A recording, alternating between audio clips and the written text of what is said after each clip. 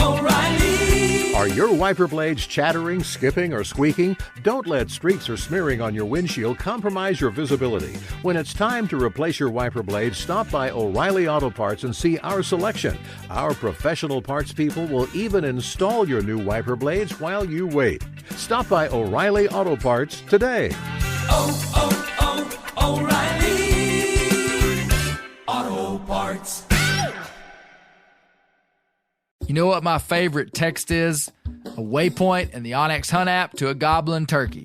The list on the onX Hunt app features for chasing turkeys is long, but knowing exact public and private boundaries and land ownership details will help you find more places to hunt, whether that's on public or private. I'll be toting the Hunt app through the spring woods in a few states this year, and I recommend you do the same if you want more turkeys on your table. Also, onX has a special offer for you. Use code BEARGREASE to receive 20% off your membership at onxmaps.com/hunt this spring.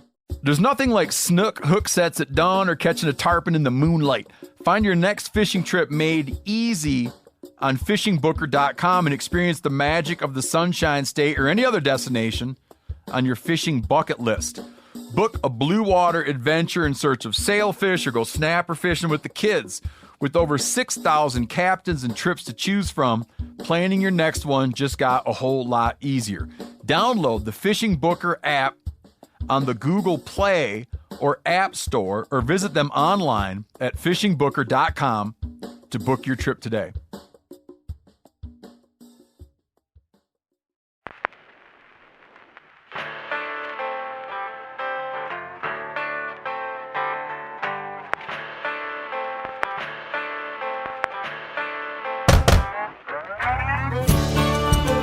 My name is Clay Newcomb, and this is a production of the Bear Grease podcast called the Bear Grease Render, where we render down, dive deeper, and look behind the scenes of the actual Bear Grease podcast. Presented by FHF Gear, American-made, purpose-built hunting and fishing gear that's designed to be as rugged as the places we explore. I always feel like a kid in here, like I'm just poking around to see what. Man, I really wanted to clean this place up before y'all came because, like, when this desk starts looking like this, it's like time to do something. Mm-hmm. Yeah. But you know what? I got something to say about this. Where there are no oxen, the stables are clean. That's right. But you need a big ox to have a great harvest. Yeah, you need a big one. Mm-hmm. You got to have 17 hats to get your harvest. Every one of these. This is in here because I traveled to Tennessee to meet a special undercover agent, quote, and I had to take this right from the truck. This is in here because when I first started using mules like years ago, somebody told me Vicks Vapor Rub, if you put Vicks Vapor Rub in the nostrils of your mule, that you could put any type of wild game on their back because they couldn't smell it. Is that true? Turns out it sure didn't work for me. But I still have the Vicks Vapor Rub. That wasn't So I had to take this out of this drawer the other day because the drawer wouldn't shut because of it. So that's why that's there. That was a Vicks Vapor Rub salesman. These things right here are here. I don't know why those are there. Mules, you say? There goes our sponsorship for Vicks Vapor Rub. It's like a bad pawn shop in here. Maybe a good pawn shop. Good pawn shop. Bad because it's like nothing's organized. Like, you know, when you go into the pawn shops and you got to kind of rifle through things to see what they've got. That makes you feel like you're getting a deal. Yeah, like somebody's passed over this because they didn't want to go through it. It's a blind man's garage sale. Here's a and you pick up things and you're Taurus, like, what is 44 this? Magnum outside of the case. You know, like the glass case in the pawn shop. Yeah, exactly. You just pick it up and pilfer through it. I got to introduce some international folks that are staying with us for a wedding what Bass Pro looks like. Their mind was blown. I bet. Really? Did you go there with them? Yeah, I took them there yesterday. They were also surprised that you carried a pocket knife. Yes. And they assumed it was a weapon. And I was like, absolutely not. This is a tool. Just a tool. I got a good pocket knife story. Okay. When we were, y'all know I work at a school, and I got a call from a parent one time trying to see if they should arrange for us to. There's some pocket knife trading going on it's a little here. distracting. To see if they needed to arrange for my son to meet their son off campus for a purchase of a pocket knife, or if I was okay with it if they sold this pocket knife on campus. So 2 boys wanted to sell a pocket knife. One being our son. And I was like, well, hold on just a second. I don't know much about this. Let me get the details. Bear Newcomb had been taking pieces of steel, metal, fingernail clippers, anything he could find. Oh, this is an old story. And right, yeah, he's young. I thought this happened like this week. No, school's out. Gotcha. This was like a long time ago. And Bear was gathering up any spare Like piece. saw blades and stuff. Or fingernail clippers. That was a pretty popular one. And what did he have? He had a grinder. He had a grinder. Like an electric grinder that would like a wheel grinder. He was like 9 years old and making He had a little side hustle. These off-market He Every sold- day I'm knives. hustling. I had to talk to him about ethics inside of business ownership because I'm pretty sure he sold a pocket knife that he'd ground out of a Sawzall blade and wrapped paracord around the handle Exactly. to some kid at school for like $20. That's what I'm Yeah. talking I'm about. pretty sure that's a shiv. Yeah. That came from a prison. And so Or is I going had to a prison. I'm so- the principal of the school, so I have to write all these parents and say, hey. This is years ago. This is years ago, and I had to write them all and say, hey, I'm really sorry about, there's apparently like an off-market deal going on. We weren't aware of it. We were aware that Bear was making knives. We thought it was a cute thing for him to do at the house. We are not encouraging enterprise at the school. We will refund you your money. How are these transactions happening? Oh, kids at are bringing school? cash to school, man. Here's the COD, way I baby. talked to him about it is I said, don't you think that's pretty high for the amount of time you had making this and what you paid to get the raw materials? You know, you kind of got to take into consideration your customer too. Like He $20 says is pretty not pretty personal, high it's price. business. And he's like, Dad, they're paying it. They'll pay that for Yeah. you. Supply and demand, Exactly. baby. And I said, man, I don't know what to said, tell you. I'm out of stock. Exactly. Yeah, you don't pay for the amount of haircut amount that's cut off your head. You pay for the expertise of the man cutting the hair. Oh. That's Good right. point. There you So go. was it like, hey, meet me around back? And No, it was done Don't tell in my like mom. the play. No, unfortunately, Bear thought I'd be proud of him, and to be Wasn't honest, devious. there was a little bit in me that was like, well, that's kind of entrepreneurial. You know, I Yeah. was a Yeah. little proud, and I told Clay, I don't really know. Like, I clearly have a responsibility as a school administrator to not let there be the sale of weapons on our property. it's not weapons, it's It's a tools. tool. Yeah. Yeah. Well, welcome to the Bear Grease Render. Man, this is a exciting one. We have I have Josh Lambridge, filmmaker, to my left, Greetings. wearing a nice Believer hat. Yeah. Looks good. Yep. Looks good. To his left, my wife, Misty Newcomb. Great Nice to to have be you, here. Miss Newcomb. Always good to be here. To your left, Brent Reeves. You got a Here. shout out on the podcast this week. Did you I hear did. that? I did. I liked that. It was Yeah. good and Yeah. used accurately. Yeah, I thought it was. It really was. Very good. Brent's beard's a little trimmer It is. than Yeah, A normal. little close cropped. It's summertime? It's summertime. I did it yesterday, and Bailey walks downstairs and said, "Daddy, your glasses are bigger." Like, nope, same glasses, beard smaller. I had Oh, this my revelation just a second ago about Brent Reeves. He has a way of making you feel like you're with him when you're just listening to him. I was thinking about seeing him But today. you are with him. But I was like, I had this feeling of like very familiar. You felt this yesterday. No, earlier today, anticipating seeing Brent, Okay. Wow. thinking it didn't feel like it'd been 2 months since I'd seen him. Mm. You know what I mean? What do you attribute this to? I don't know. Velvet pipes. Oh, That's what the it timbre is. of his Pheromone. voice. Mhm. You just Pheromone? Brent Yeah. says it brings you pheromone. right into the moment. I'm in season. I have to You probably- reevaluate these feelings now. You're probably going to have to take that So, to Brent's left, out. Not far enough. Isaac Neal. Isaac, we introduced you Yep. back in February as the assistant producer Yep. of Bear Grease. Now I think I have the authority to change your title. Okay. You You're could be finna get fired. assistant to the producer. To the regional producer. Yeah. No, man, Isaac has a lot of fingerprints all over the Bear Grease podcast.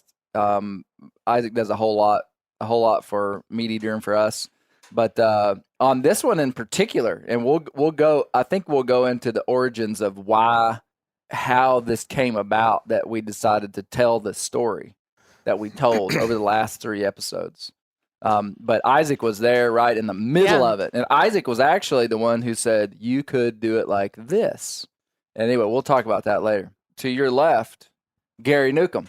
Gary, good to see you, man. Yeah, G-man. good to be here. Yeah, I'm looking forward to see what Gary has to say about all this.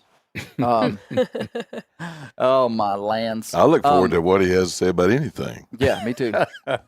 Hey, I want to, before we dive in too deep here, and I really want to just like straight up talk about the podcast. Yeah. So last time you guys weren't involved in the render because we were in Montana. Yeah. And so we didn't really talk about, there were just 3 of us there. Bear was there. And so we didn't talk about episode 2. Which so I want to do like a full encompassing conversation. Have one about episode 2. We had a really good render about episode 1 where we talked. Well, we can encompass that. Can we just say something about the render crew last time? Because I feel like we always get to evaluate them. Sure. I'd like to evaluate Clay Newcomb's statements in that podcast. I learned that Clay sent our barely walking son towards a bear. Here we go. I'm listening to the render, and it's Shep and I in the car. Told you to take that out, Isaac. Yeah, no. Just news to me. Your parenting tactics always amaze me. I trust you. Mm-hmm. And then I hear 4 things out like of 5 that. have made it. Yeah. Isn't it a proverb that says train a child up in the way he should go and then send him towards the bear? It's something like that. It's a rite of passage. Really, what were you thinking though? I think about how He thought about it. how It was much just I a trust little Clay, bear. and I tell people all the time, like we don't have to worry. I trust Clay. If he says it's okay, it's okay. And then I hear that story, and I'm thinking, Well, it ended up being okay. It was just a small bear. And not that- but- wise. A small, innocuous bear. Yeah. Yeah, Think it was about just a this. small bear. Here, take comfort in this. That's the story that you know about. I know. Yeah. You should let that go. Let it go, Misty. Well, where I was going to go, though, before we get into our big discussion, y'all see these books right here? This stack of books? Yesterday, a couple Homework. days ago, I looked across all my bookshelves and was trying to. It all started just when I saw a book. I saw this book, Biophilia. Yeah, this book right here. And I was like, oh, man, I hadn't seen that book in a while. And it's got all kind of handwritten notes in it and stuff. And I was like, this book was really influential to me. And I was like, you know what? There was another book that was really influential. And I started looking for Ian Tattersall's Becoming Human. And I was like, you know what? Another 3 books that were influential. Anyway, I made a stack of what I think is the most influential books to date. Yes, Josh. Where's the Bible? I noticed that too. That was going to be the thing I was going to say next, aside from the Bible. Here, okay, yeah. Would it make you feel better? Would it make you feel more comfortable if put I had a Bible on top. stacked up there? Make sure the Bible's on yeah, top. Yep. Okay. Definitely make True sure story. the Bible's on top. Very true story. Books not written by, that aren't the Holy Bible. Spirit. Aren't divinely inspired. Okay. But all these books. So there's Wild Sports, there's Boone by Robert Morgan, there's My Father, Daniel Boone, which those 2 books together were really unique. And I just always thought that book written by Nathan Boone was about his father. The interview that Nathan Boone did with his dad was really wild. There's a couple of non-history hunting books. This book, Atomic Habits. Have any of y'all I ever never read even that? heard of that. Yeah. I read it. This is like a pop culture, like New York Times best-selling, self-help, quick self-help kind of book that I typically wouldn't read. But, man, I think about this book all the time. Atomic Habits, man. It was really good. Tiny changes, And- remarkable yep. results. And then Sand County Almanac by Aldo Leopold, which I read in college. Dr. David Miller, who was on the Bear Grease Yeah. podcast one time, he had us read that. And little did I know that that book would be influential. And then Boys Adrift, man. Golly, if you have boys, you ought to read that book. yeah, it's a good Boys Adrift. That is a And good it book. talks about 5 factors driving the growing epidemic of unmotivated boys and underachieving young men. It's a really good book. And then this book right here, The Count of Cabeza de Vaca. Watch your mouth. These guys, wash your mouth out with soap, Bear Grease soap. So this is the account of the first Europeans that made it inland into North America. So it was Cabeza de Vaca. And I mean, they were the first guys that like went inland. and he describes. It's been a while since I've read it, but they describe the tribes that they encountered. Oh, nice. But they describe the topography and the land, and this book is a document that tells current biographers of the just what this place looked like in terms of vegetation and stuff, and it's really interesting. What year would that have been? You know what? I hadn't read this book in several years. Well, the answer's still the same. I know. I'm just saying. I've kind of forgotten exactly. Cabeza de Vaca landed in Florida in 1528. Nice. Yeah, first guys, pretty wild, man. I remember there was a story in here about a man getting killed crossing a river. Oh, I do remember. They came to this raging river. So they had this like regiment of men that they had animals with them and pigs with them. And like they had to carry everything they would need to survive. And they came to this raging river. And there was this young guy that was like, we can cross here. And everybody else was like, man, I don't think we can. And this dude jumped in the river with his horse and tried to cross this river. And he drowned. He and his horse drowned. And they went and found his body like 1.5 miles downstream, buried the man, and ate the horse. Wow. Oh. Pretty serious. Wow. Cabeza de vaca means Head of a cow? Cow's head. So these two books by Bear Grease hero and alumni Brooks Blevins, A History of the Ozarks, The Old Ozarks, Part 1. Oh, yeah. Isaac's read it. So good. It really is. It's so good. Wherever you live, you ought to know about the history where you live. This one is really one of my favorites. Arkansas by Brooks Blevins. One spelled Arkansas. How bear hunters, hillbillies, and good old boys defined the state. Really incredible It's a good book. Yep. And then we're almost done. And then Wild Sports by Frederick Gerstacker. That was a good And one. then Against the Grain, Richard Manning. This book is kind of controversial, but guess what? So is the Bear Grease podcast. The Outlaw podcast. Which brings us to our current topic. You forgot 2 really important books. Oh, yeah. This one, Dad took off. Meat Eater by Steve Ranella. I read this years ago, long before I would have known Steve. This was in my list. And it's just a kind of a memoir. It's just like stories from his past. And I remember really being impacted by this book and just kind of the musings inside of it. Yeah. And then the last book that was in the stack was this book called The Life of Elijah by A.W. Pink. Yeah. So Elijah's Read that one, a guy in the Bible. Wild guy, man. I loved Elijah because he was from a region. Mina. Basically, he was like a hillbilly in the Middle East, for real. Like there's very little known about where he came from, except that the place he came from was like a wild, rural, rugged place. And in the indication is that like he was like that, you know. That's an old book too. The people of Yeah. the hills reflected the nature of their environment. They were rough and rugged, solemn and stern, dwelling in rude villages, subsisting by keeping flocks of sheep, hardened by an open-air life, dressed in a cloak of camel's hair, accustomed to spending most of his time in solitude, possessed of a sinewy strength which enabled him to endure great physical strain. Elijah would present a marked contrast with the town dwellers in the lowland valleys, and especially he would be distinguished from the pampered courtiers of the palace because he interacted with the kings. So old Elijah, A.W. Pink.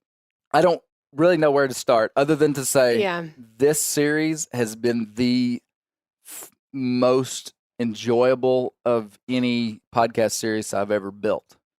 And it's been because I have always had a deep sense of place inside of my life. Like I like being from somewhere that we've kind of just been from there a long time. And so the fact that these were not stories that I was reading about in a book, even though I wasn't there, and I didn't know these men well. I mean, on a personal level, I did not know these men well. I was just a kid growing up while these guys were kind of in their prime. And I probably haven't seen these men since I was 18 years old or something, you know. So it's not like I was close to these guys. But it kind of felt like and I think, and I've attributed this to Dad so many times, but when Dad was a banker, and I remember he used to take us all over to see customers that had killed a big deer, or for whatever reason, I remember multiple times going to people's houses way out in the country, and it was just, I mean, you probably wouldn't have known that was impacting, and I probably didn't know it was impacting until later in my life, but you were kind of you enjoyed these rural people and these stories, and then you told me stories about Charlie and Louie Dale, and you did take me to a bow shoot out at their house when they had a catfish fry and a bow shoot and a mule ride one time. Now that was when you were an adult, though. Right? Not with Louie Dale. Not with Louie Dale. Yeah. It just, so I enjoyed going back to where I'm from and mining out these stories with these guys.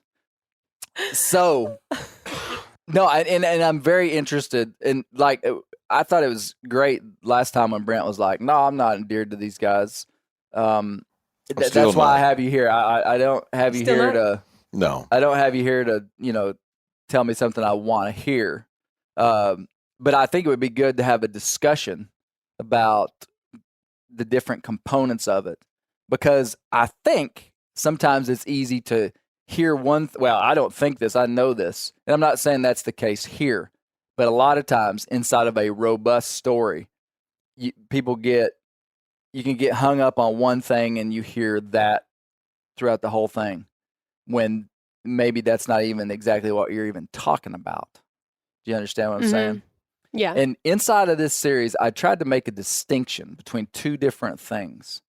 We use the words differently, but poachers and then this outlaw archetype.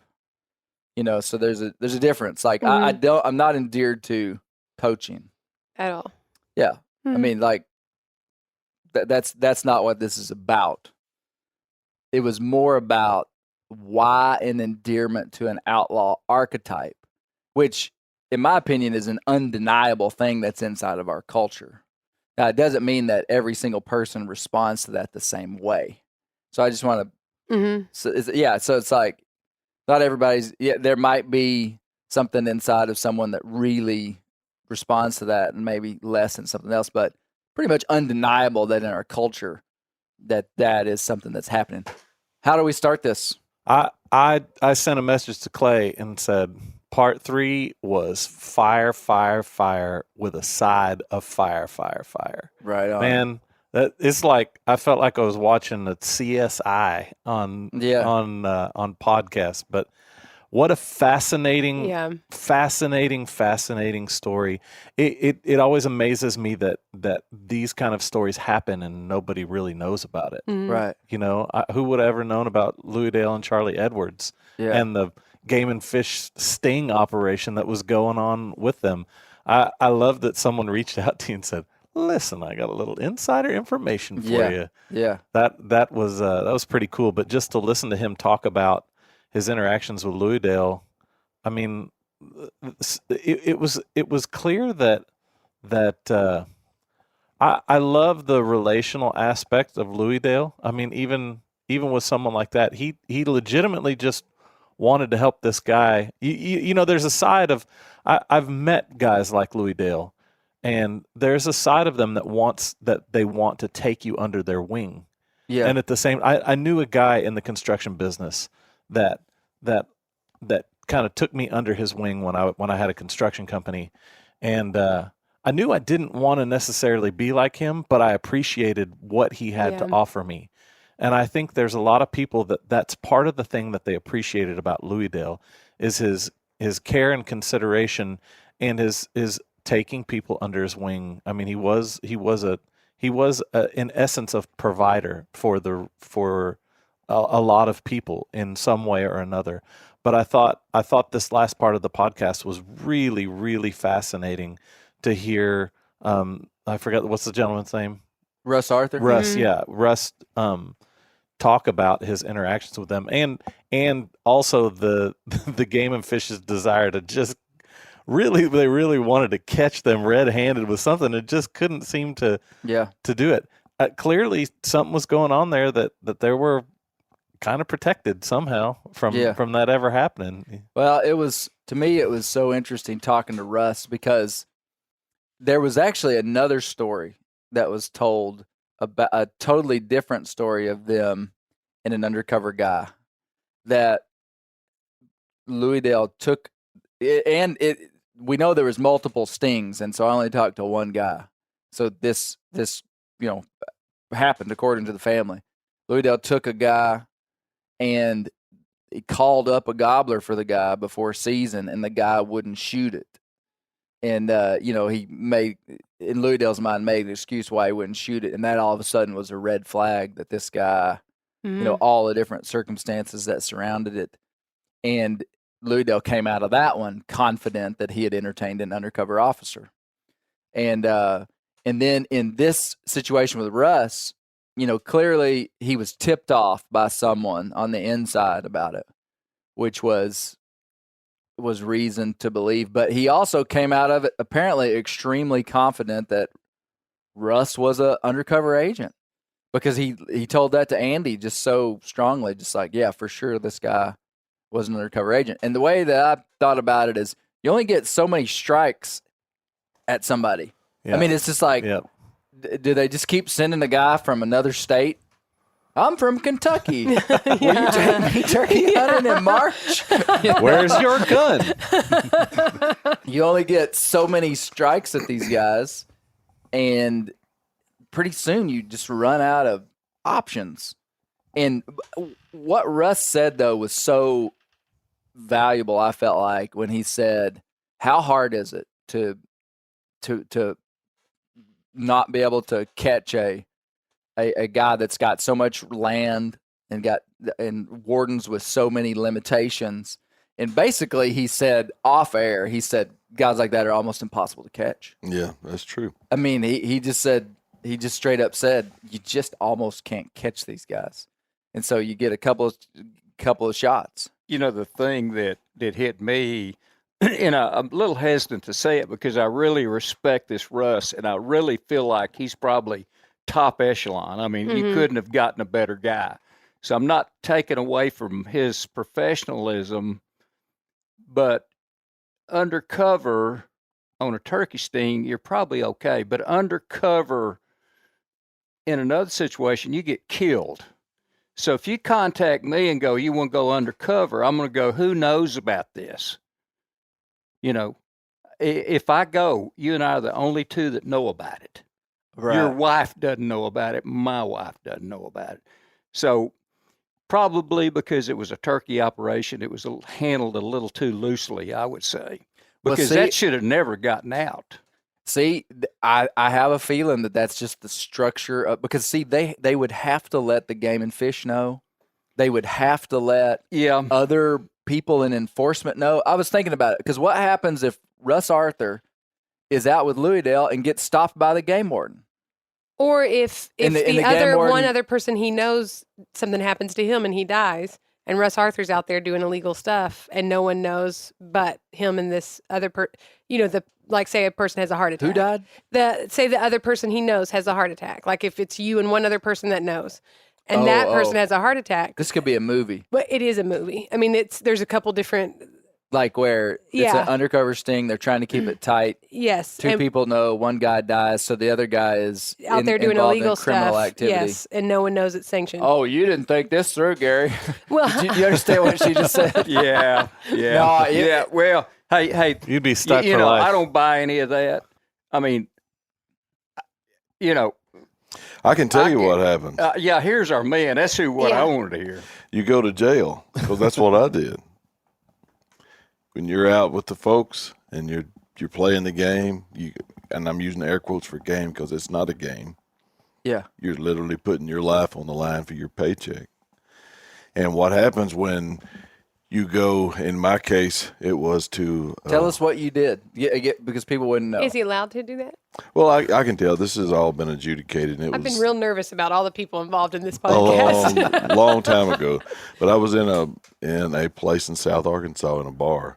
We were in there buying drugs. And the local police didn't You know. were an undercover agent. Yep. You weren't just buying. I can even tell you my name. My name was James J. David Miller.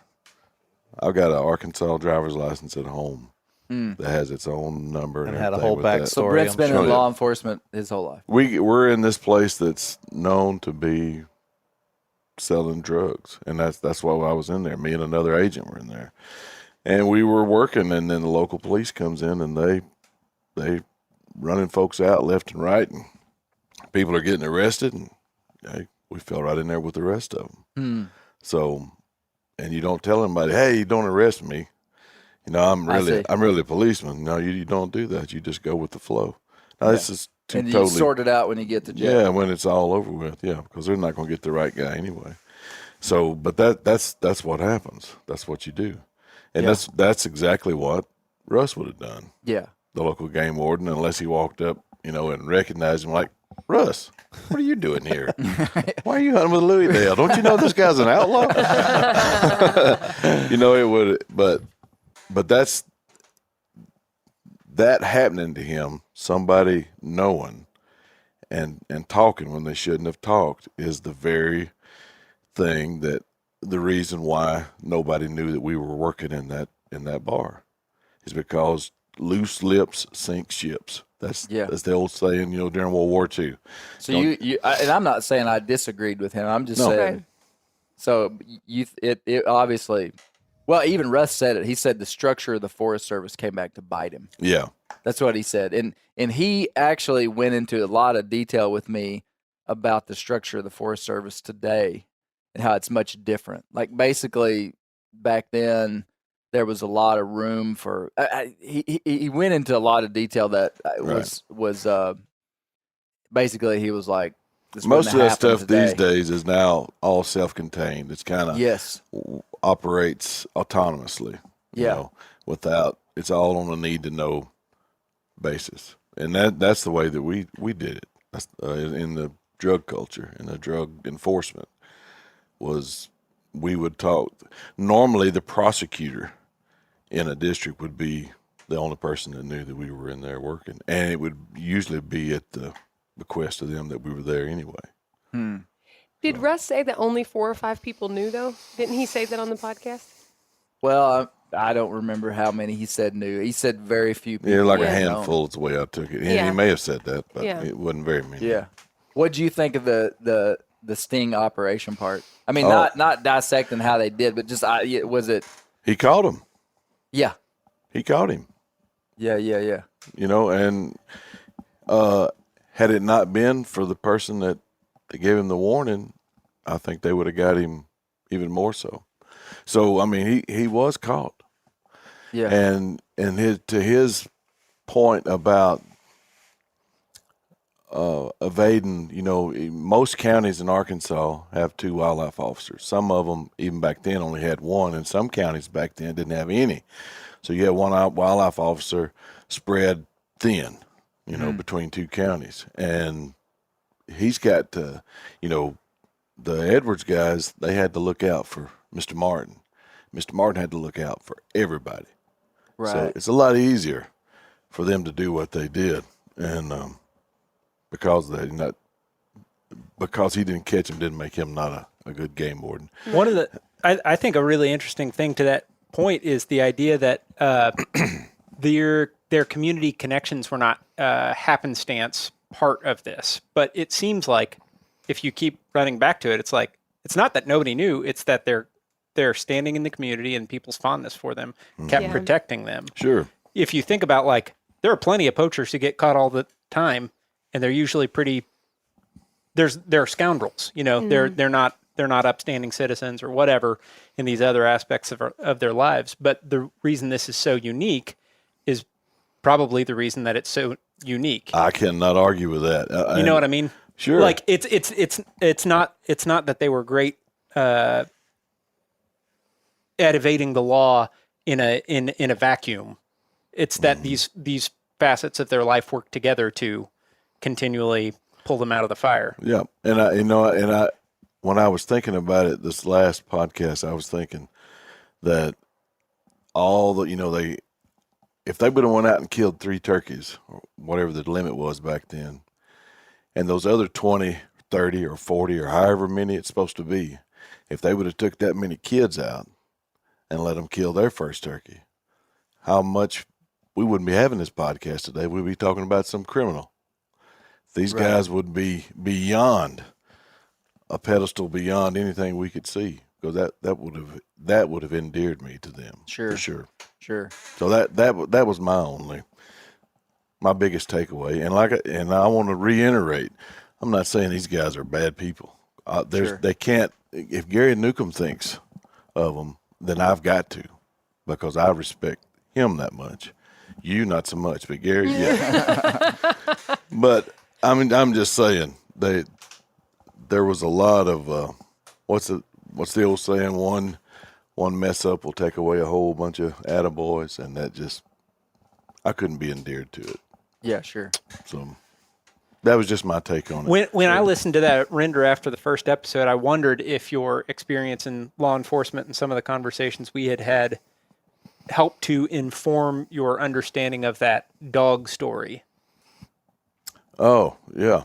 Well, it's just, to me, that was a no-brainer. There's no way. I love that coon dog at my house. Sure.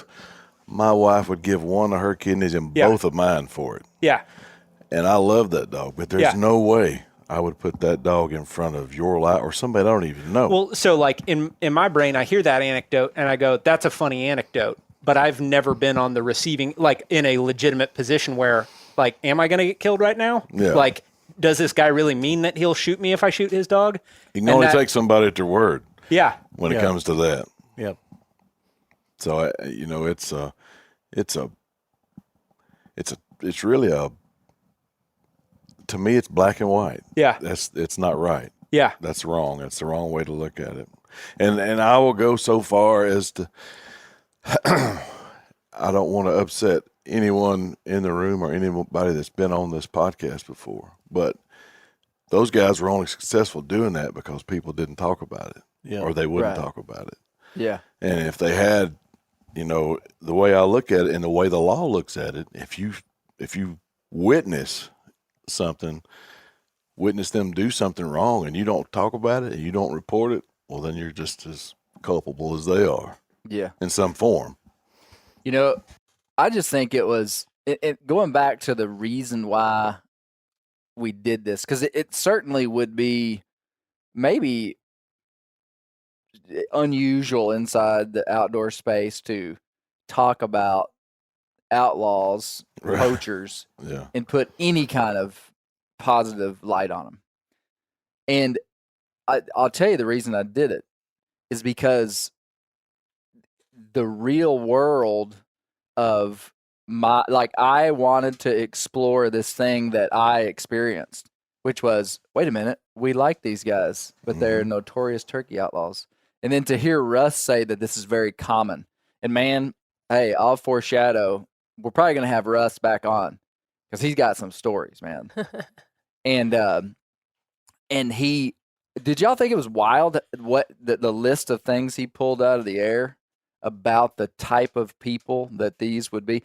He intentionally, he told me, he said, Clay, I did not listen to these podcasts before. He said, I didn't want to be fed any kind of narrative about who these guys were. And so, I mean, these would have been one of, I don't know if hundreds, probably not hundreds, but of undercover operations. So, like, it's not like these guys even would have stood out much to him probably inside of his career. They'd just been some guys that he worked, So it's not like he knew them. He was just involved in their life for about a month. And then for him to say what he said, and then at the end, him saying, like, this is a Southern phenomena, which, there's only so much you can do in a 20-minute conversation. Like, I talked to Russ Arthur for 2 hours, solid, nonstop, action-packed 2 hours. Y'all heard 22 minutes of it. And what he said was that this thing is a phenomena of the Southern United States. So and it's not that there aren't there's poachers everywhere. Uh-huh. So it's not to say that poaching only happens here. Right. But these deeply entrenched families and they have a lot of similarities to the situation we're talking about. People that live way back in some area, they usually have a very tight geographic area that they're working. They've been there for a long time. A lot of community support. I just thought that was so interesting because I was a part of that. Like, I was in that community. And so it's like, I want to talk about this. I think it's interesting that you're saying that, as well as if you combine that with what Daniel talked about inside of that, because if you look at the South has a long history of being the inferior to the North inside as a function of its identity. If you look at even as early as like the 1700s, early 1800s, you'll see that all of the people, the writers, the intellectuals of the day, the influencers of that day would talk about the South as like the other. And they even had other names for the South. And this is pre-Civil War. This was like a beginning. So there was a sense of inferiority. And I think that kind of connects a little bit to what Daniel was talking about with the outlaw. And even like you played a clip of The Godfather, and there's this, there's a. You like that, Brent? That was ridiculous. But there was a sense of we have to pursue justice on our own because we are on the outs of society. In the instance of The Godfather, you're talking about a family that would be newly migrated to this nation. In the instance of the South, you're talking about people who are separated for all sorts of reasons and perceive themselves as inferior. And if that's a Southern phenomenon, that is interesting to me, how it goes along with the theoretical belief that your outlaws exist when people don't trust the authority structures in place. And a lot of times you don't trust because you feel on the outskirts of. Yeah. So the genesis of like figuring out how to tell this story came on a road trip, right? Mm-hmm. And you were just sort of talking about this story that you wanted to tell. I was talking on the phone with my buddy. Oh, yeah.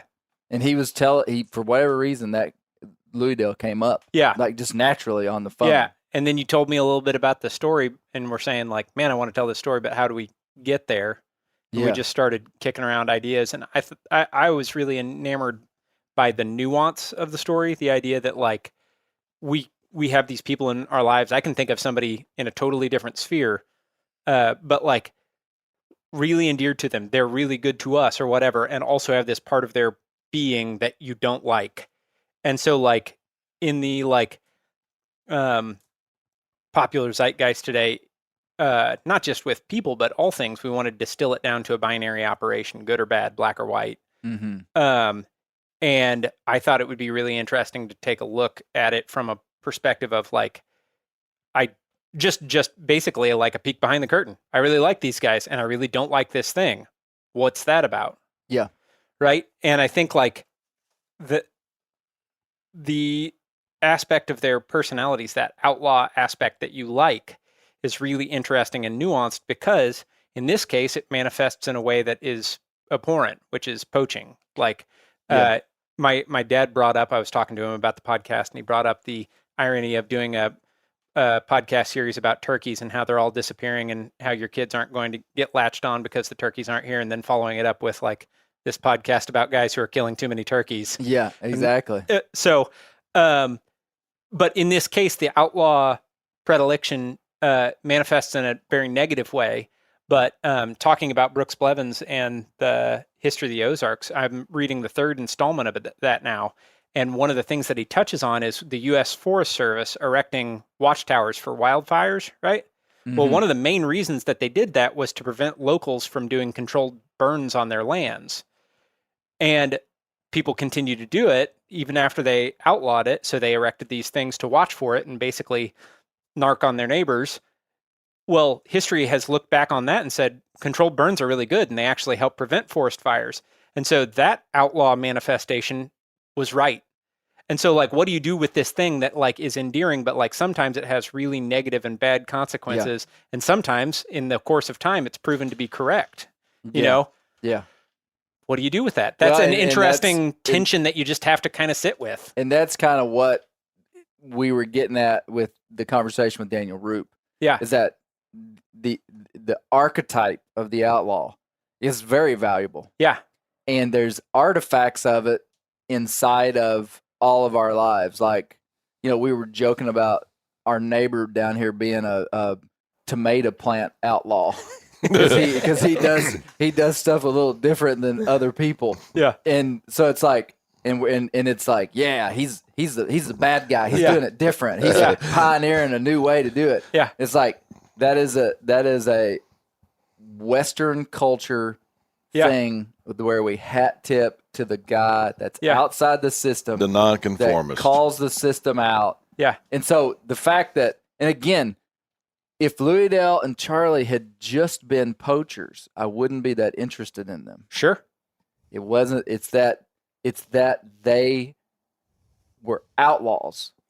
Like that was the idea that they had. They showed that in the way that they, just like everything that they did. Like I think it's a nuanced thing because, like you said, like so much of what they did. Like I don't condone fighting. I don't condone making illegal moonshine. I don't condone all this stuff. I think it's interesting. It's not just that they're outlaws, though, right? It's the enigma of like everybody has so many good things. They paid off the farm. They helped with my medical bills. They whatever, and they're outlaws, right? Yeah. Just a straight up outlaw. You can think of instances of people in the Wild West where a guy just goes from town to town murdering people.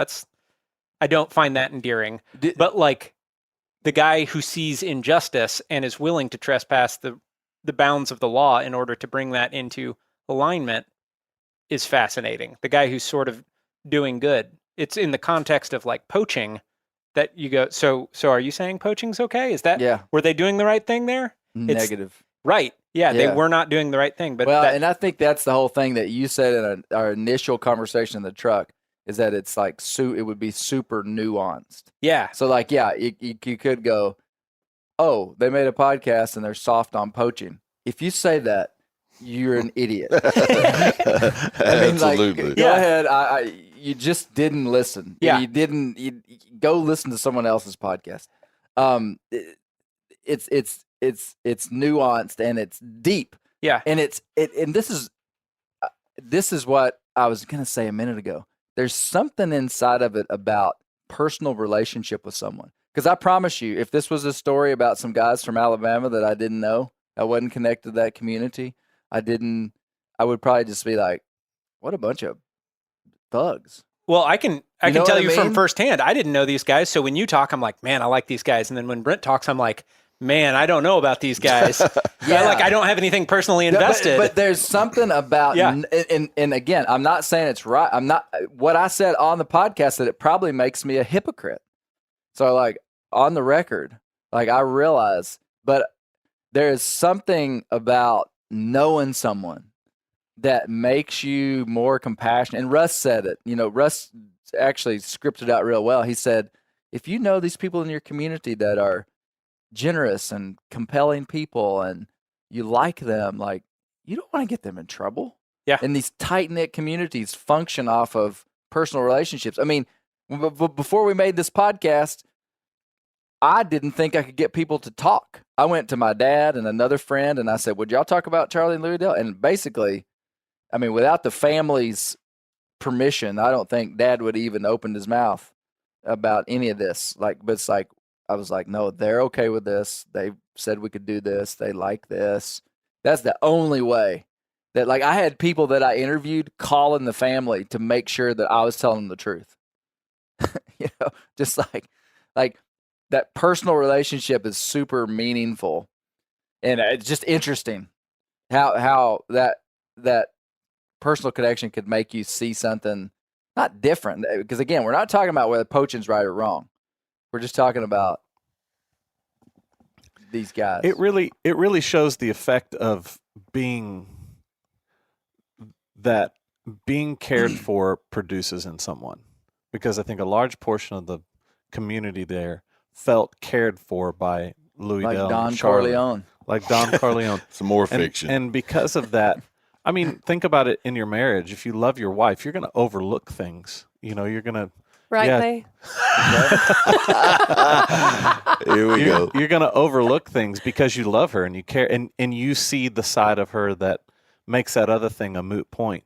And so I think in people's minds, they felt very cared for, and that is just a natural response to that to that expression to them. Well, also the community was not reporting these guys for killing too many turkeys. I would be willing to bet all the people that wouldn't snitch on them for that, if they drove by their house and they were beating a youngin' out there with a stick, they'd have called somebody. Right.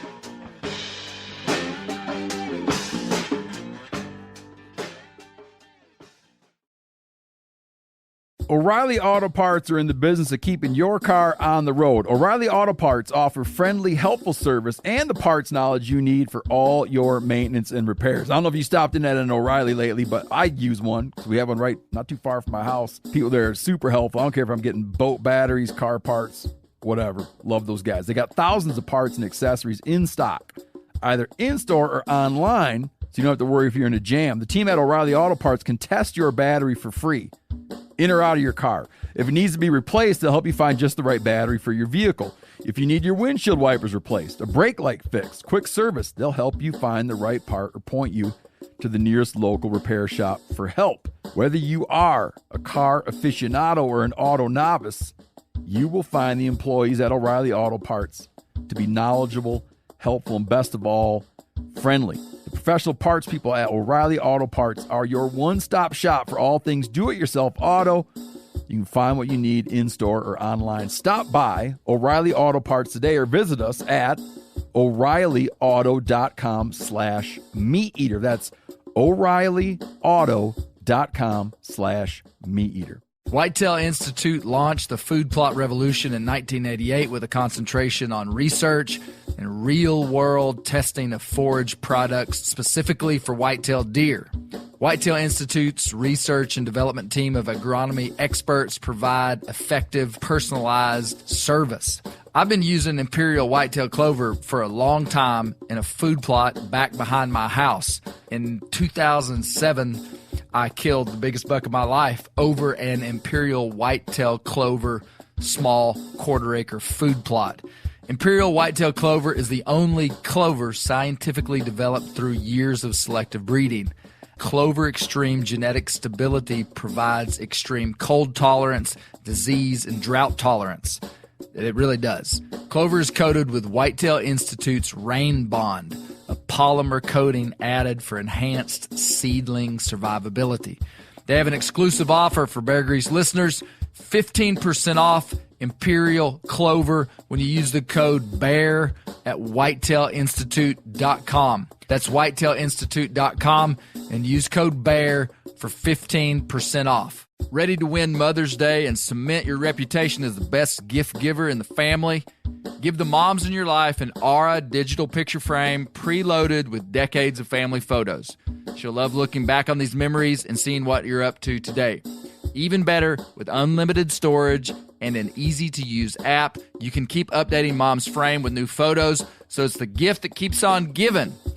And this is not a joke. Juju Newcomb has an Aura frame, and we share photos, and they're incredible. Also, my mother-in-law has one. We have them. They truly are really good, really high quality. The Aura frame is easy to set up. It takes just 2 minutes to set up a frame using the Aura app. It also adjusts the display depending on light levels in the room to maintain the true color of your photos. For real, the digital screen is amazing. Right now, Aura has a great deal for Mother's Day. Listeners can save on the perfect gift by visiting auraframes.com to get $30 off plus free shipping on their best-selling frame when you use code BEAR, B-E-A-R, BEAR. That's auraframes.com. Use code BEAR at checkout to save. Terms and conditions apply. What do you think, Dad? Well, it's really too complicated. For me, I like Russ's ability to mouth call was what I was. That was a dang good. That trill he had tell on you the what, end of the rest of this stuff to me, you can tell what you think. You can study this. We don't really know why we like certain things, but we like entertainment. I like Michael Jordan. He's different. He's special. He's worked hard. He's now Jesse James. Old. I like to hear the stories. Entertaining. Yeah. Charlie and Louie Dale being nice guys, man, our whole community's made up of nice guys. But they were a little different. And you can go anywhere you want and pick one guy out of the community, and you probably could make an interesting podcast out of it. You know, you look at we need to do that. We need to just pick a guy. Yeah, you probably could. Podcast roulette. You look through history and Kit Carson and, you know, Daniel Boone and, you know, these guys made a name for themselves, but there was probably 1,000 other guys that were really vital to what happened. And, you know, but you didn't have somebody, you know, so I don't know. There may have been somebody else down there meaning smashing turkeys more than they were, but they just didn't talk about it. Jimmy Martin's, when I said were Louie Dale and Charlie like the most notorious guys you ever caught, and he just said, or chased, and he said, oh, not really. I mean, like they weren't. They were weren't guys, America's and like top Russ was just America's most wanted. He was just like, oh yeah, they're dime a dozen guys like this. I mean, he really said that. You know, I didn't like them because they were turkey poachers. It had nothing to do with me liking those guys. I'm telling you, I might be different. It had nothing to do with it. It was intriguing. You know, like if you walked in the bank and you were involved in some criminal activity that everybody in Mena knew about, like the Mena connection deal. Yeah. I mean, it was I mean, you just wanted to sit down and talk to them. Hey, what happened? You know, I mean, it's just intriguing. But these were just good people that we liked. And every now and then it would come up that they were turkey poachers, you know? And you go, well, they're good turkey hunters. Every spring. You know, I mean, you didn't think of it as turkey poaching. They were good hunters. And you know, I don't know. It's, you know, maybe I'm a little too close to it, but I just think about people. I like heroes, man. I like Sergeant York. You know, I enjoy Bonnie and Clyde. I've watched that movie so many times. Yeah. Jesse James. I mean, I just like the tough guys. I like to hear stories that happened at the bars in Oklahoma where. Did you like those stories? Yeah. I did. And I think. Yeah. I mean, a buddy of mine walked in one day, pulls his shirt up. I might have told these guys about it. Pulled his shirt up. I say a buddy, his acquaintance. How close were you to And it? he said, look here, 1, 2, 3, 4, 5, 6, 7 bullet holes in his chest. I mean, I like this guy, but because of the bullet holes and the stories that he had, I mean, you know, it's pretty cool. It's just entertaining. Entertaining. And hey, of all the things, like I am never going to tell much of a story on this podcast that isn't entertaining. Like that's part of this thing. Like people don't listen to the Bear Grease podcast because their mama makes them. You know, like you're not going to do a 3-part series of boring stories. Yeah, not anymore. Hey, you know another thing about these guys. Scratch it off the list. If they had not been chased by the law so hard, you know, they would have just been. I can name 2 or 3 other guys in that community that killed lots of turkeys. That's kind of what's interesting to me is in all these stories, it's like, wow, this is a lot of resources. They kind of drew attention to it. It's because they drew attention to themselves. Yeah, I think so, probably. Just flouting the law, showing up in front of the check station with your 3 birds unchecked. Yeah. That type of thing. Well, and you can't take out the human component of it, of like Jimmy Martin saying his supervisor wanted to catch these guys. Yeah. They're I mean, humans make decisions. It's not like just the government has, you know, drones out that, they killed 36 turkeys. They will now have an undercover operation. No, it was like somebody heard that, was like, these guys are, you know, they deserve this. Where somebody there's other didn't guys like in the community that maybe weren't throwing it around as much, probably killing as many. There's somebody didn't like it. Yeah. Or they would have never known about it. Yeah. Because they wasn't talking that way in front of Jimmy Martin. So somebody in the community thought what they were doing was no bueno enough that they talked to somebody about it. Yeah. It kind of makes them an underdog when they say, I'll give anyone a steak dinner who gets these people.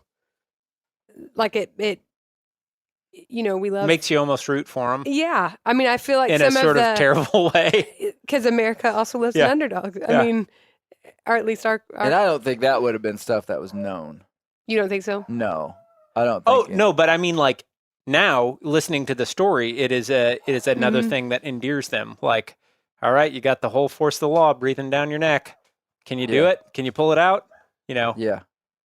It's like that when you watch movies about these guys and you find yourself just in your heart, not about Louie Dale and Charlie, but about outlaws, rooting for them. Like when it's time, the law gets close to them and you're kind of wanting them to. Yeah. Brent doesn't. Brent doesn't. Never. Gary does. You kind of want them to get away. You want them to, and of course it's the directing, it's the producing, it's all that, but it's. Bonnie and Clyde, they were murderers and robbers. I ain't seen a movie yet where I was cheering for them to win. Not one of them. I'm always like, go police. Amen. And you know what? I didn't choose. I've said this before in this podcast. I did not cheer for these guys. Right. You know, if I don't know, when you turn them in, it's not going to do any good. Everybody already knew. Yeah, it wasn't an issue. How you going to catch? You got to catch them. So calling a game and fishing, going, hey man, these guys killed a couple of illegal birds. Well, forget it. You ain't gonna catch them on a deal like that. But they were just good.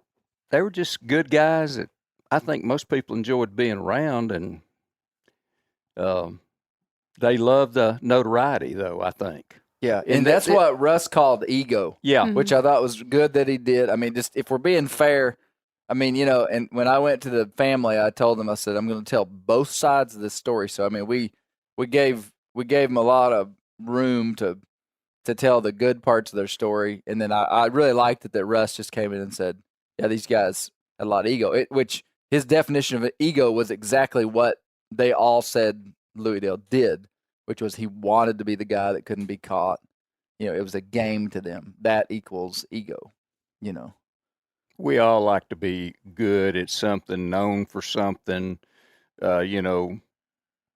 fly fisherman, great teacher, all of us have something that we're a little better at than other people. Isaac, tattoos, leg tattoos. Yeah. You just haven't seen Brent out of his overalls. When they walked into a building or a room, they had, I'm Louie Dale. I'm the best hunter in the county. I mean, it was something to be proud of, except it was illegal what he was doing. But anyway. Yeah, I mean, so much of what all of us do is motivated by ego. Like, so much of what I do is motivated by ego. And on my best days, I recognize that and try not to be motivated by that. Did you think about that when you got that cow face drawn on there? You got to talk to John the Revelator about that. But we like to be liked. We like to be known. We like to be and if that is our sole motivator, it can trend towards negativity. But if we recognize it and sort of react to it and say hey, maybe that's not totally healthy. That's when we're thriving as humans. Yeah. So when he said that, I was like, it didn't feel like an insult to me. It felt like, yep, I can identify with that. I can identify with sort of getting caught up in, when we get to drinking our own medicine or whatever, it sends us maybe down a less healthy path. Mm-hmm. Correct. I still go back to just the idea of you had to know in their mind they felt this sense of restrictions being put on them by game laws, and I think they had to justify things in their mind. I think about Bonnie and Clyde. There's no justifying just murdering people. Right.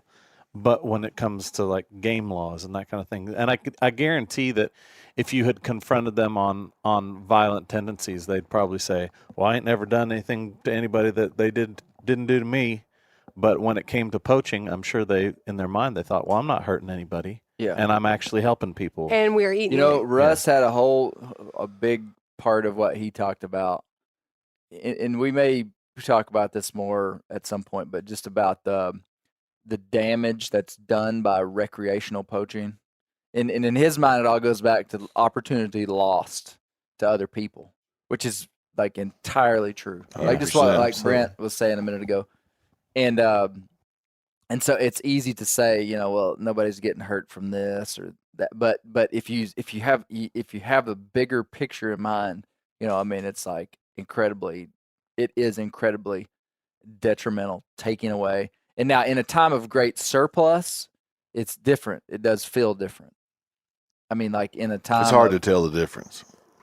What you're saying. Yeah. And But and what I'm saying is surplus of wildlife. Mm-hmm. You know, so like in a time, and I thought it was interesting, and I thought it tied back into the other turkey podcast that most of this went down during a massive blow up of turkeys in this part of the world. Yeah. And so, I mean, like that coincided. It's kind of interesting when you think about it, because we talked about Will Primos, who built his business, and we made the connection that the Primos blowing up like it did corresponded with wild turkeys blowing up. Yep. And so this was the same thing. I mean, they were kind of riding a wave, and they weren't the only ones doing it. I mean, they were, you know, I told you, I talked to a guy, Meat Eater, that knew some people in another state, Missouri. Last time I was afraid to say Missouri. I don't know why. Or I didn't want to disclose too much, but yeah, I don't know Missouri. if anybody's done anything wrong in Missouri. Missouri is perfect. Clean slate. Yeah, that's what I heard. All the outlaws. But guys that were killing turkeys for every year of how old they were, and killed turkeys up until they were 40. You know, they'd try to kill as many turkeys in a year as their age. And like that, you just couldn't do that today. I mean, there's not that many turkeys. It'd have to be a full-time job. Well, but then how detrimental that would be. But it corresponded with this surplus of animals, you know. But no, I think deep down the story, it was a good story. And you know what, we've got to believe that we don't have to believe this. I'm not saying this is something you choose to believe or not. This is just the architecture of human life, is that we learn about the present by connecting the stuff from the past. As a matter of fact, in this book, Biophilia, the author Edward O. Wilson, E.O. Wilson, is talking about, he's talking about humans' ability of memory. Historical memory is unprecedented in the animal kingdom. And that's what is something that distinctly makes us human, is our ability to remember back 50 years to an incident. And by all indications, there's no other animal that has that clear of a memory, or most animals don't live as long as humans. But he said the subject of greatest immediate interest is long-term memory. We are essentially what we remember or can remember at some time in the future. Literally what we're standing on right now, the platform of consciousness that we stand on, is what we remember. Like, we don't know what's going to happen a minute from now. We cannot forecast that very clearly. Mm-hmm. And he said, people build memory by linking new images and concept to old ones. In its size and the space it fills, the mind expands like a coral reef, adding new branches and cross ties out from the edge of those parts already established and anchored, while its central body sets aside and coalesces. Point being, why would we tell a story that obviously we're saying is negative in some ways, but looking at it through any positive lens that we can pull from it? And it's like, we got to look back at our history to learn what we should do in the future. And it is my... Or shouldn't do. That's my biggest hope inside all this, as we talk about poaching and the culture around hunting and protection of wildlife, wild resources, is that this wouldn't happen again. Well, I mean, that we would just say, hey, don't... Part of my driving inside of this is, where are we driven by things we don't understand? And if I were back inside, if that happened today in the community I live in now, I would be like, wait a minute, I'm being endeared to a guy that maybe I shouldn't be, or you know, however it played out, and just like not to get caught in something. I think it's maybe important, you know, when this gets locked in the vault, nuclear fallout has happened, they dig out this episode to learn how to manage game species and not poach in the future, to talk about the North American model of wildlife, and that is to say that the game is a collectively owned thing that needs to be managed at a community level so that all people have access and opportunity, as opposed to previous models in which the aristocracy would fence off their land, manage their game, and get to hunt, and the proletariat would be able to do nothing. And so the problem with poaching is to say, no, I know better. I know you're telling me this is what we need for the herd health, but I know better and I'm going to take what I want. So when we distill it down, that's really the problem with poaching. Right. And that's the rub when you get into people like Charlie and Louie Dale who are looking at the turkeys in their area and going like, we got more than enough. This is not a problem. I got this. Like, and if they perceive the game laws as someone fencing off saying you can't. Yeah, you can't absolutely. And that's part of the it's not true, but it's part of the problem. Absolutely. The thing about the system that we have is it's not necessarily perfect, but it's the best system we've got. I've not seen a better system. Like, yeah, you can't kill as many turkeys as you used to be able to, but this is so that everyone can have an opportunity to kill a turkey or whatever. Hey, I've got a question for y'all. If this were made into a movie, who would be the star player? Who would be the Tom Selleck or... Who would act? Who would be the lead? Tom Selleck would play you. No, not what actor. Okay, I mean, who would be the protagonist? Who would be the main guy? Yeah. Is it Louie Dale? Louie Dale. I say it would be Russ. Oh, okay. That's who I say it would. I mean, I could go either way, but ever seen the movie really, Donnie Brasco? You know, that's what makes this story interesting. Is the law enforcement chasing these guys? If you didn't have that, it's not a movie. Yeah. So I mean, you know, behind the scenes, you know, you're sitting around the desk and you're going, okay, here's the, you know. Yeah. I really want to see Billy Bob Thornton in this movie. I feel like he'd be a good fit. I'd like Kevin Costner to play Russ. Ooh, it would be good. Oh, yeah. And I could be involved in the casting if they're interested. Okay. Whoa, that is a bombshell. What did he say? You know what? Every one of your favorite scenes is going to be is when they get caught when they're young. Yeah. And the game warden goes, "Hey, would you give me a ride back to my truck?" And Louie Dale goes, "Sure." Yeah. And then they take off down that skid trail. That brings me back to something I wanted to say about Russ earlier. One of the things that I loved about Russ. Hey, wait a minute. Hold on. Okay. Let me say one more thing. Yep. And that's why you're all hypocrites if you didn't like this, because that would be your favorite scene. Go ahead. Russ, one reason that I loved him on a top level was that it validated the story. Yeah. When you go into this, it can be easy to be like, oh yeah, all these stories get inflated or whatever over time because it's a community, like you want your community to have this thing. And then to go to this guy who hasn't listened to it, who hasn't been there, only spent a month there, and then like basically corroborates it overall. Yes. It corroborates the stories, but also I feel like what I really liked was that he mitigates the stories, in which like the beginning narrative is like they never got caught. And then as you like parse it out, it's like, well, they got caught when they were young.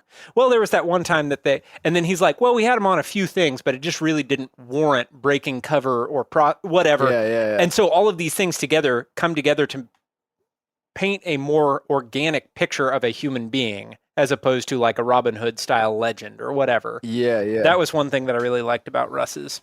You know, even Russ's thing about he could have caught him, but they didn't. It's like they didn't do it. Yep, I mean, they didn't get caught. They still didn't. They didn't get caught. I mean, now in Brent's, I understand. Yes, they did get caught. They just didn't get prosecuted. They didn't get prosecuted. You know, they lost, is what you're saying. They didn't win the game. They did not win the game. I don't think that would go down like that today. I think they would prosecute. I don't know the circumstances of that, but the mitigating factors of that tell me that the reason they didn't because they were planning to do it again. They were going to send somebody else, or to get something bigger. Yeah, it wasn't like, all right, well, they won. Just forget it. Let's go home. No, there was something else happened there, and that may have been the first one. Could have been. You know what I mean? Because there were multiple attempts, but also, wouldn't you agree that there would kind of be a shelf life? Like you can't just. Right. Like eventually you'd be like, okay, I wonder what guy is going to show up this year and wants to have a turkey out with me. Yeah, and that's hard, man. That is so hard. It's different than the drug culture because in the drug culture, they're either addicted to the money or they're addicted to the drugs. And one or the other is going to get them. It always does. This is a totally different drug, a totally different addiction of being able to sneak back into the house with a turkey before the season, or whatever. So that makes it twice or 10 times as hard to catch somebody doing that, because while they feel the need because it's springtime and turkeys are gobbling, they need to go kill one. It's not going to physically keep them from functioning if they don't, because they think the police are getting close. Right. I had an undercover operation one time where I sent a guy in with a wire, and he walked up to the door and knocked on the door, and the guy comes to the door and he calls him by name, and he says, "Bob, I know you're working for the police." And Bob, not his real name, pulls a $100 bill out of his pocket, and you can hear the guy say, "But I see you got that money in your hand, and I'm going to sell it to you." And he did. Wow. "I know you're working for the police, but I see you got that money, so I'm going to sell it to you anyway." And he did, and he went to prison. Well, yeah, I mean, I suppose that's another interesting factor that Russ brings up, is there's no like commercial side to it. Like there's no walking up to these guys and pulling out a $100 bill and saying, "Kill me a turkey," or Right. "Take me to kill a turkey." That makes it also harder. It has to be off of that personal connection. Sure. And we could have a whole podcast just talking to Brent about undercover work. Yeah. Oh, That's what people are going to want. They're going to be, why were y'all talking about all that silly stuff when you could have talked to Brent about undercover? Tell us your best undercover story, Brent. I can't. Oh, Ooh. You can't? Nope. What do you mean? I can't tell you about it. Why? because it's happening right now. There's still that's right. There's still people working. Child Protective Services over here. Hey, did it surprise you that Russ was able to talk to me? No, it's something that had been adjudicated, and he's retired. So I mean, it wasn't an ongoing operation. Okay. Plus, those guys are passed away. So, well, what I asked him is I said, why would, because he got clearance from where he needed to get clearance before he talked to me, and they were like, pretty much whatever. right. And I was trying to figure out how that would be good for the whole system, for the whole world to know that there are undercover agents out there that are working. Well, Because I'll tell you his response is, he said, "Clay," he said, "us talking about what happened 30 years ago is irrelevant to today." yeah, Because he said the tactics that we used back then are not even in the same ballpark. Basically, he said today you've got to have a digital history. Like if I come to you and say, "My name's Bill Jones, I'm from Tennessee, I'm a bricklayer," like you got to have a Facebook account. oh yeah, You got That was not started yesterday. They could go to Google. They can go to Google and How I type did in it Bill back then Jones. was a billfold. I had a billfold and it had receipts in it from a transmission place in my undercover name. I had an arrest record that if you had a friend that was in law enforcement, you say, "Hey man, I met this guy, J. David Miller, and he's from wherever I was, I said, I'm not going to say that, but wherever this guy's from. This is his date of birth. Will you run him, see if he's legit?" And he may give that officer or that someone who had access to that information a totally false story. It's somebody that they trusted, and they run a check on it. That check is going to come up that me, Brent Reeves, also known as J. David Miller, all it's going to say is J. David Miller, date of birth, the address that's on there, and my criminal history. I had a fake criminal history on there of violence with the police, resisting arrest, all that kind of stuff. And that was how they did it. Yeah. But Did now, they just photocopy your real one? I've said this before. Yeah. I've said this before. I'll say it again. I am still not entirely convinced that Brent Reeves is not an undercover agent sent by whoever, I don't even know who, to come bust me. Because if they make a podcast one day about my life and it turns out he is undercover, it'll going be down. It'll be like, man, I called him and I played on his ego. Because Brent called me just out of the blue. Yeah. I don't even know how he got my phone number. And was like, "Hey man, I really like what you're doing. I'd like to come film for you." Really? I'm gonna film for you? That's weird. Okay. And then he was How many years ago I was see you that? got that camera, so I'm going to let you film it. yeah. And then Brent's been like compiling video footage of me waiting for me to break the law for all these years, and we're still waiting. You think 3-part series is something. It's going to be like The Last Dance. But how great would it be to be a double agent? Yeah. Like, what if Russ Arthur had come in and been like, man, Louie Dale, I used to work for the government. I used to be an undercover agent. Louie Dale would have been like, get in the truck, brother. I trust you. Let's go. Revisiting a podcast series from yesteryear, was Wilson Rawls an undercover agent? Oh, he might have been. And he just never surfaced, and he just went to his handler I'm died. just saying. Hey, I had a guy. Exactly. Yeah. Well, I guess I have to write a young adult novel now. His handler died. Construct a nuclear power plant. Okay, so I feel like we've given some justice to the series. I would like to go around and like, what was the most? If you choose not to have there's some of us that may choose not to have a favorite part because they don't want to have anything to do with this because they're that good of people. Well, I feel self-conscious with Brent sitting here now. So you could say I can't the enjoy most interesting part. Yeah. So we'll say, what was the most interesting story in all the series? Josh. I think you got to go with Russ. I mean, just listening to his interactions with Louie Dale and just the covert nature of it. I mean, that's. Hey, did you like the intro? How I had Andy tell the story, Uh-huh. and then I had him Al. Who did you like that? Yeah. I also thought what Daniel talked about. Dr. Playing to his ego. I also thought what Daniel talked about was very We didn't interesting. even talk about what Daniel talked about. Yeah, he it cuts was his very own hair. interesting. In his conversation, I thought, people always want someone to blame too for my freedoms being taken away and all that kind of stuff, which always fuels the outlaw nature. So yeah, I thought that was really, really interesting. But the whole part with Russ, listening to that was just cool. Man, I can't wait for y'all to hear some more of Russ's stories. I can't even tell you the punchlines to him because there's two of them that are pretty incredible. So Russ, Go around this way. okay, Misty wants to go last. What was your Misty, I'm not ready. Isaac? What was your I'll most tell interesting you. part? It turkey calls. Next. Russ Arthur turkey calling. Yeah, him calling.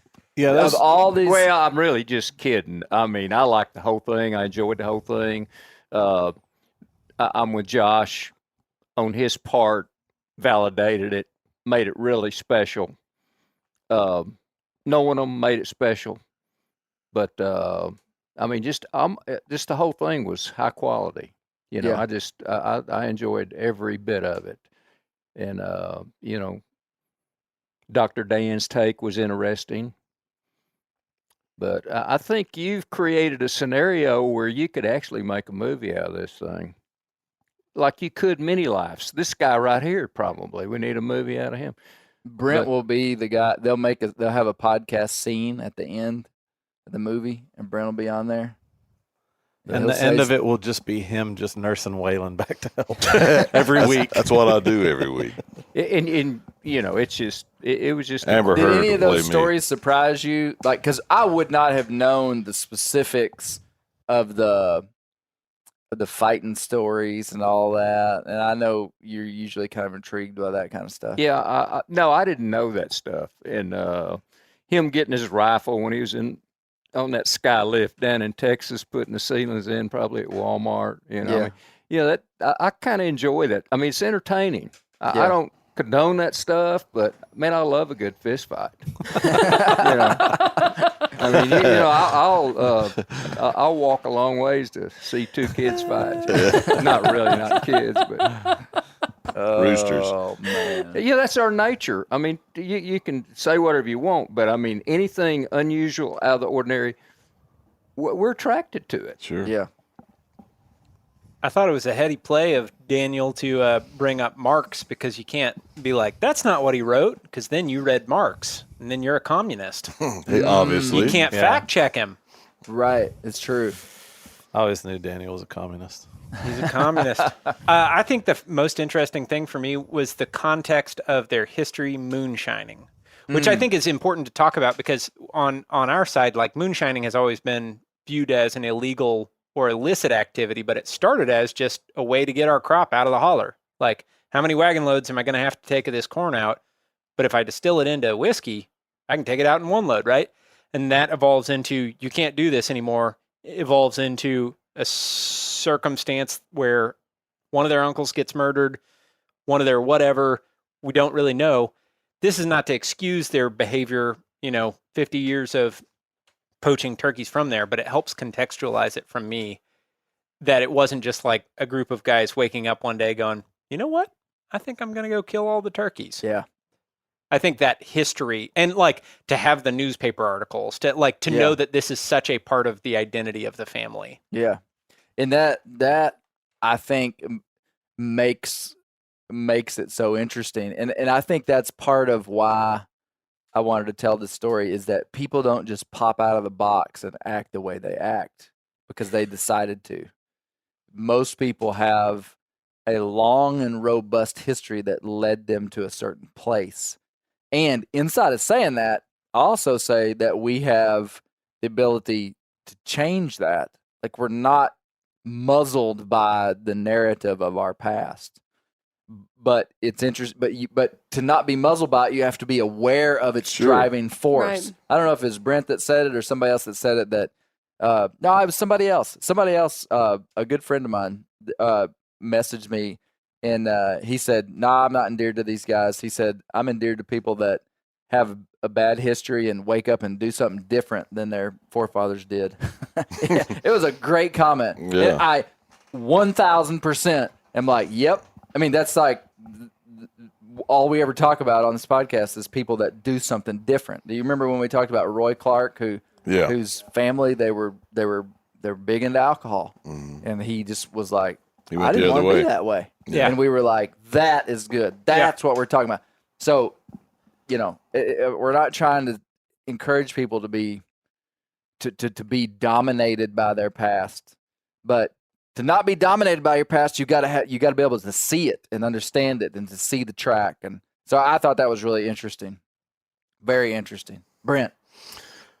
Brent's like, nothing was interesting to me. No, that's not true. I thought there was a lot of interesting parts. Russ talking about the operation, because I just, when he was talking about it, I was seeing it in my head. That's exactly, he was verbatim exactly how it happened. I know. The stories, I spent the better part of 31 years living and chasing folks that were, on the other side of the law. So it wasn't as intriguing to me as it was, I'm sure, a lot of people, because anytime I get around another person that I've worked with over the past, old war stories always come up, Yeah. And I've seen a million people like that. Yeah. A million people. And I've said it before, the in my career, everywhere I went, I was seeing more than likely good people on their worst day. And I know these guys were good people. And I know that what they were doing was not amassed up there with who we've mentioned, Bonnie and Clyde and those kind of folks up there. But I've seen a jillion folks make poor decisions. And so and I say all that to say I wasn't endeared to them in any way. I was intrigued by their story because it's just one of a million that I've heard that's very similar. And they were authentic people, no doubt about that. And I got to give them props for that, for being who they were. I think that's been brought up a couple times. Yeah. But I also think about, Jimmy Martin's viewpoint on it and his supervisor, whoever he was, and the things that they were up against, and probably the ridicule that they probably got, behind closed doors, or when he got up and he walked out of the coffee shop, that, they couldn't catch those two guys. Well, if that's all they had to do, they'd probably come a lot closer. Mm-hmm. And that's what I took out of it. Yeah. Yeah. Okay, I think the most interesting part of this is some of the responses we've heard from people in response to you doing this podcast. And so I feel, as your wife, like I need to summarize a little bit what we've gained from and help help people. Clay Newcomb is not a poacher. He does not glorify poaching. He doesn't like poaching. And in fact, I think you're one of the most upright people, I mean, really, that I've ever met in terms of like ethical right and wrong, very clear rights or wrongs. I'm not talking to Brent. Brent knows this too. Brent knows right? Absolutely. You know that. I mean, Absolutely. and Brent's been documenting that for decades on camera. Wasting his life. You go tell your boss. I said tell that. your boss. I said this very same thing. First time around. But I think what you were just trying to understand, like your whole podcast is just trying to answer questions because you yourself felt conflicted because there's things about these guys that you see as unambiguously wrong. Yeah. And yet you were endeared to them and the whole community around you was, and you're just trying to answer the question, why? And part of that answer came through looking at them, not through the lens as poachers, but looking at this dynamic of outlaws and the outlaw archetype and trying to understand why are we culturally drawn to that. Not every culture is drawn to the outlaw archetype. And that's interesting to us. And that's an interesting dynamic. And that Russ pointed it out as a Southern phenomenon. That's interesting to us because we look at a lot of rural Southern types of people. I mean, even like the little book you just read about Elijah, I thought, how interesting. I mean, that is written by a theologian, and he's kind of describing the types of people that you find interesting a long time ago. Yeah. And you're just trying to answer those questions. And we're real comfortable living with those questions and asking those questions. And we don't, by saying why, we're not shifting our views on morality here. Yes. That's not up for grabs. We're not shifting. No one in this room is. We believe in morality. We believe in right and wrong. We're not glorifying wrong. We're trying to understand, why do we cheer for that guy in the movie? Why do we find them endearing in the community? What attributes make this guy endearing, but other bad guys not endearing? What makes it interesting? That's all we're trying to do. Yeah. Just have you been getting some of that? Like you guys are condoning poaching? Very little. Because if you are, they're not listening. Mm-hmm. Right. Now, I would say the vast majority of the commentary I've gotten has been positive, but for sure, a few people have just outright been like, yada da da da, and that's okay. The way I look at it is, it's the truth. If everybody likes what you're doing, you're probably doing something wrong. One thing I've noticed is that we use that word outlaw. It's a marketing tool. You've created a heading there that people look at it and go, man, I'm going to listen to this. We never viewed those guys as outlaws. I mean, they were just people in the community. They're doing what they do. It wasn't really socially accepted, but, half the guys I knew in that town, they're going to shoot a deer out of season. They're going to shoot an extra turkey or two. It's not like some major crime like we've just read or seen on TV where a guy DWI is driving down a highway, and he gets picked up. Well, he could have killed your kids. You got a neighbor down here that's a drunk and he's, you got kids, So it's not like death-defying outlaws here. Right. They're breaking the law, so they are outlaws. But it's socially not criticized as bad. We never just sit around and go, man, these are terrible people. We didn't even talk about it. You just knew that they were killing turkeys. Yeah. It wasn't like they were robbing 7-Elevens or, shooting up the neighborhood, dealing in drugs. So, anyway. Yeah. But, well, I love telling a story that's not really been told, in a big way. And so I'd tell stories. I'd tell stories like this every week if we could. Not breaking the law stories, but stories that are hidden, kind of behind the scenes of unique stuff happening in just like common little places, and so it was a lot of fun.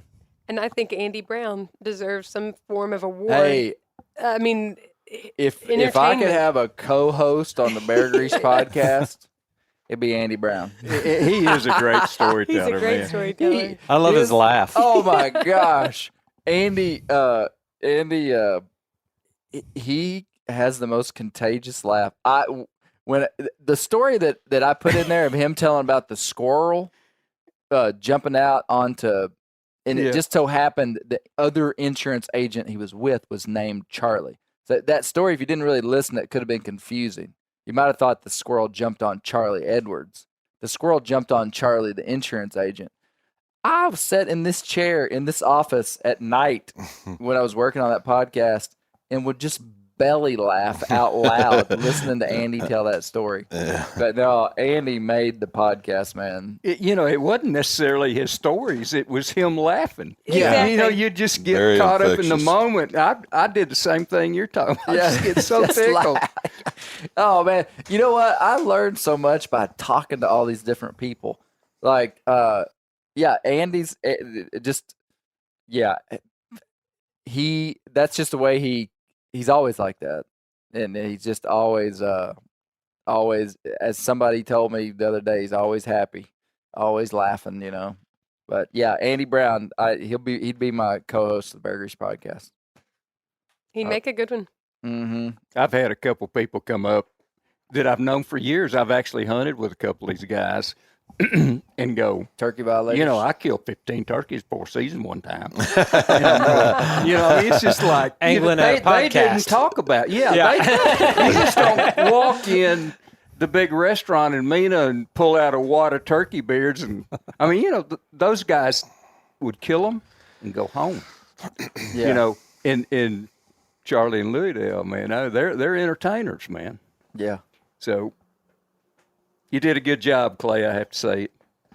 Well, I appreciate He it. just had to Excellent. say it. Yeah. I agree. Well, it's fun. I think as we move more into whatever direction the world's going, these stories like this are meaningful in some ways. They give us like markers for something. And so yeah, I don't know why, but I like these kind of, I like a good story. Gary, you got a story about Black Panthers? I do. You guys are not going to believe this, but I'm telling this. You're right. I swear. I will Nice swear to caveat. you. Nice caveat. I mean, I walked out of the garage the other night, and a Black Panther was in my yard and jumped into the shrubs. And you want to know why I know it was a Black Panther? It was young, It was a baby. Yeah. So, there's got to be, I mean, I swear I saw it.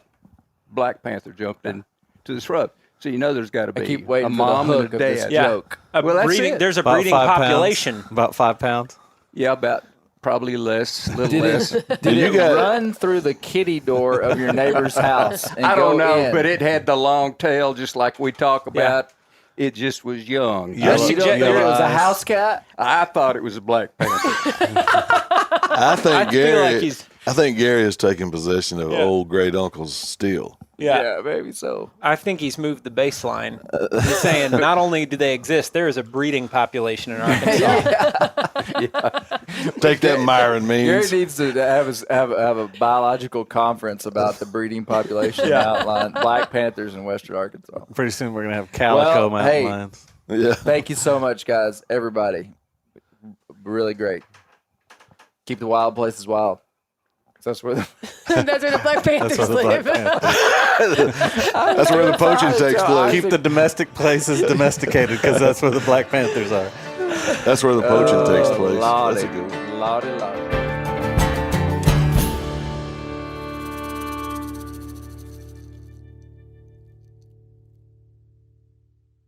This show is sponsored in part by BetterHelp. Around New Year's, we get obsessed with how to change ourselves instead of just expanding on what we've already done right. Maybe you finally organized one part of your space and you want to tackle another. Or maybe you're taking your supplements every morning and now you actually want to eat breakfast. In the last year, I've been more diligent about going to the gym on a regimented schedule, and it's made a lot of difference in my life. Therapy helps you find your strengths so that you can ditch the extreme resolutions and make changes that really stick. Therapy is helpful for learning positive coping skills and how to set boundaries. It empowers you to be the best version of yourself. It isn't just for those who've experienced major trauma. If you're thinking about starting therapy, give BetterHelp a try. It's entirely online, designed to be convenient, flexible, and suited to your schedule. Just fill out a brief questionnaire to get matched with a licensed therapist and switch therapists at any time for no additional charge. Celebrate the progress you've already made. Visit BetterHelp.com/Grease today to get 10% off your first month. That's BetterHelp.com/Grease. I'm sure a lot of you guys remember the old ceremonial hunting tradition of eating the heart out of the first animal you kill. Meat from those organs are among the most nutrient-rich foods on the planet. You can get those same benefits your ancestors craved via convenient daily capsules from Heart and Soil. Find out more at heartandsoil.co. And remember, use code MeatEater for 10% off your purchase.